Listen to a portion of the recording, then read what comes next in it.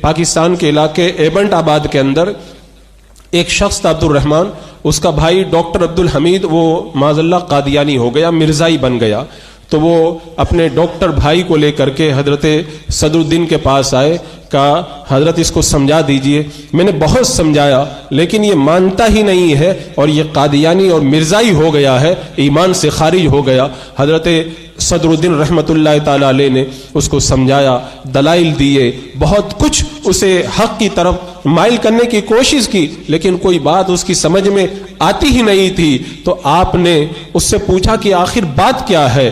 تو اس ڈاکٹر قادیانی نے جواب دیا کہ ایک بار میں نے خواب دیکھا تھا، خواب کے اندر میں نے دیکھا کہ بہت بڑا باغ ہے اور اس کے اندر بڑا شاندار محل بنا ہوا ہے. اس محل کے اندر بڑا اونچا ایک جو ہے وہ بیڈ لگا ہوا ہے، بڑا خوبصورت، اس پر کوئی بزرگ لیٹے ہوئے ہیں. میں نے پوچھا کہ یہ کون ہے؟ تو کسی بتانے والے نے بتایا کہ یہ مرزا غلام احمد قادیانی ہے. تو اسی دن سے میرے دماغ میں یہ بات بیٹھ گئی کہ جو اتنے عظیم مرتبے کے اوپر، اتنے جو ہے وہ اتنی عالی شان مسیری کے اوپر آرام کر رہا ہے، وہ ضرور کوئی اللہ کا بڑا بزرگ اور نیک بندہ ہے. اسی دن سے میں قادیانی بن گیا، اور پھر جب سے میں قادیانی بنا تب سے مجھے نمازوں میں بڑا لطف آتا ہے، عبادتوں میں بڑا مزہ آتا ہے. میری ساری زندگی برباد ہو گئی، کبھی مجھے نمازوں میں مزہ نہیں آیا، لطف نہیں آیا، عبادتوں میں کوئی چاشنی نہیں ملی جو لطف اب مجھ کو قادیانی بننے کے بعد مل گیا ہے. آپ نے اس ڈاکٹر کے بھائی کو بلا کر کے کہا کہ یہ کچھ دیکھ چکا ہے، اب یہ دلیل سے ماننے والا نہیں ہے، اس کو اب کچھ دکھانے کی ضرورت ہے. فرمایا اس کو لے کر کے چلے جاؤ. اب وہ اپنے ڈاکٹر قادیانی بھائی کو لے کر کے وہاں سے روانہ ہوا. 2 دن کے بعد میں وہ عبدالرحمان نامی شخص دوبارہ اس قادیانی بھائی کو لے کر کے آیا. کہا حضور یہ کلمہ پڑھ کے مسلمان ہو گیا ہے. پوچھا کیوں مسلمان ہو گئے؟ کہا حضور میں نے پھر وہی خواب دیکھا. خواب میں نے دیکھا کہ بڑا عالی شان جو ہے وہ باغ ہے اور بڑا شاندار اس کے اندر بنگلہ ہے، اور اسی تخت پر وہی بزرگ لیٹے ہوئے ہیں. میں نے پوچھا کہ کون ہے؟ تو بتایا گیا کہ یہ مرزا غلام احمد قادیانی ہے. میں نے سوچا کہ چہرہ تو دیکھ لوں اتنے بڑے بزرگ کا.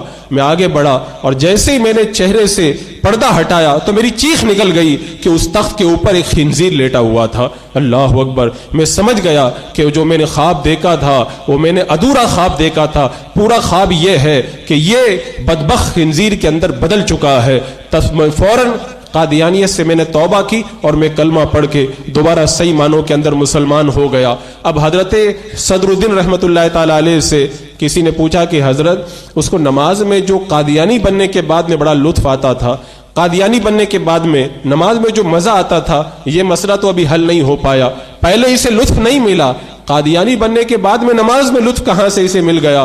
فرمایا کہ تم بالکل جو ہے وہ بیوقوف ہو، اتنی بات بھی تم نہیں سمجھ پائے کہ نماز کے اندر شیطان دل و دماغ کو پراگندہ کرنے کے لیے وسوسہ ڈالتا ہے تاکہ دل و دماغ الجھ جائے اور بندے کو نماز میں لطف نہ آئے اور بندہ نماز کو چھوڑنے لگ جائے. جب یہ قادیانی بن کر کے گمراہ ہو گیا تو اس کا دماغ تو پہلے ہی سے خراب ہو گیا. اب شیطان کو کیا پڑی ہے کہ اس کے پیچھے اپنا ٹائم خراب کرے؟ کیونکہ شیطان اس بات کو جانتا ہے کہ جب ایمان نہیں رہتا تو کوئی عبادت اللہ کی بارگاہ میں قبول نہیں ہے. اسی لیے بے ایمانوں کے چکر میں وہ اپنا ٹائم خراب نہیں کرتا. وہ اگر بہکاتا ہے، نماز میں وسوسے لاتا ہے اور نماز کے اندر اگر کسی کی خلل ڈالتا ہے تو وہ اہل ایمان کی نمازوں کے اندر وسوسے اور خلل پیدا کیا کرتا ہے. عزیزان مکرم، یہ بالکل حقیقت ہے. اور آپ بہت سارے لوگ آپ میں سے بھی کہتے ہیں کہ وہ فلاں دیوبندی اور وہابی ہے، وہ بہت نماز پڑھتا ہے، بہت تلاوت کرتا ہے، وہ تو پورا دن تسبیح پڑھتا رہتا ہے.